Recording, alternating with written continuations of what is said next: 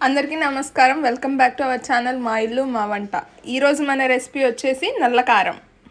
ఈరోజు నల్లకారానికి కావాల్సిన పదార్థాలు 150 గ్రాముల ఎండుమిర్చి, 1 కప్పు పల్లీలు, 3 టేబుల్ స్పూన్స్ ఉప్పు, 1/2 కప్పు పచ్చిశనగపప్పు,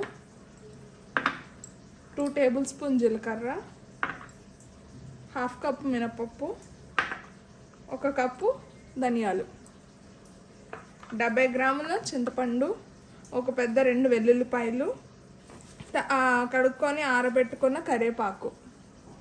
బాండీ తీసుకొని 3 టేబుల్ స్పూన్ ఆయిల్ వేసుకొని స్టవ్ ఆన్ చేసుకొని ఆయిల్ హీట్ ఎక్కాలి. ఆయిల్ హీట్ ఎక్కిన తర్వాత అప్పుడు 1 కప్పు ధనియాలు వేయించుకోవాలి. ముందుగా ఆయిల్ హీట్ ఎక్కనివ్వండి. నల్లకారం టిఫిన్స్లోకే కాదండి, రైస్లో కూడా చాలా బాగుంటుంది. కొంచెం